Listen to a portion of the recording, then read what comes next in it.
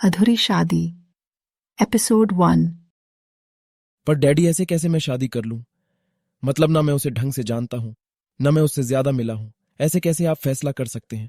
बेटा, तुम देख रहे हो ना उनकी हालत। अगर आज ये शादी नहीं हुई तो सब कुछ बिखर जाएगा। पर डैड, माम आप तो डैड को समझाइए। कार्तिक बेटा, तुम्हारे डैड सही कह रहे हैं। जब से लड़के वालों ने शादी के लिए मना किया है, भाई साहब की तबीयत बिगड़ गई है। ऊपर से बाहर सारे मेहमान आ चुके हैं। ऐसे में अगर अभी शादी नहीं हुई तो भाई साहब की बहुत बदनामी होगी। माही बिटिया की जिंदगी बर्बाद हो जाएगी। पर माम मैं ही क्यों? यहाँ तो बहुत सारे लड़के हैं। युग भी तो है, आप उससे उस लड़की की शादी करवा दीजिए। वो दोनों तो फ्रेंड भी हैं। नहीं करवा सकता, क्योंकि तुम बड़े हो इसलिए तुम्हें बोल रहा हूं। उसे बोलता तो वह मना भी नहीं करता, पर शायद तुम्हें अपनी मनमानी के अलावा कुछ दिखता ही नहीं है।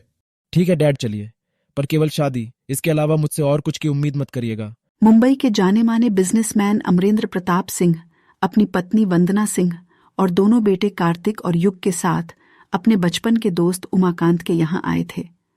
आज उमाकांत जी की बेटी माहिरा की शादी होने वाली थी, पर एन टाइम पर लड़के वालों ने 10 लाख रुपए कैश की डिमांड कर दी।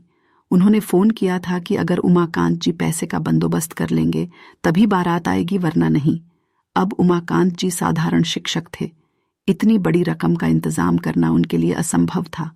बाहर मेहमान सब आना शुरू हो गए थे। ये सोचकर वे बहुत परेशान हो गए। उनके सीने में दर्द होने लगा। अमरेंद्र जी ने तुरंत डॉक्टर को फोन किया। माही का भी रो रो कर हालत खराब थी। वंदना जी उसे किसी तरह संभाल रही थी। वंदना जी की अपनी कोई बेटी नहीं थी, तो वे माही को अपनी बेटी की तरह प्यार करती थी।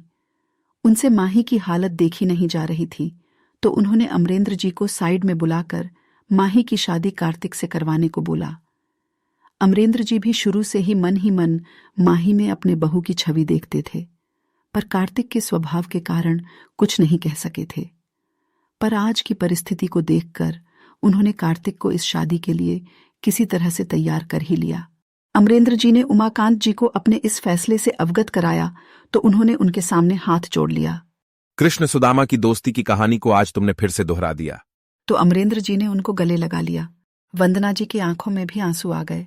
भाई साहब, मैं तो शुरू से ही माही को अपनी बेटी बनाना चाहती थी। जब माही से पूछा गया तो उसने भी सहमति से सर हिला दिया। फिर से फेरों की रस्में शुरू हो गई। सब कुछ जल्दी जल्दी किया जाने लगा, क्योंकि उमाकांत जी की तबीयत बहुत बिगड़ गई थी।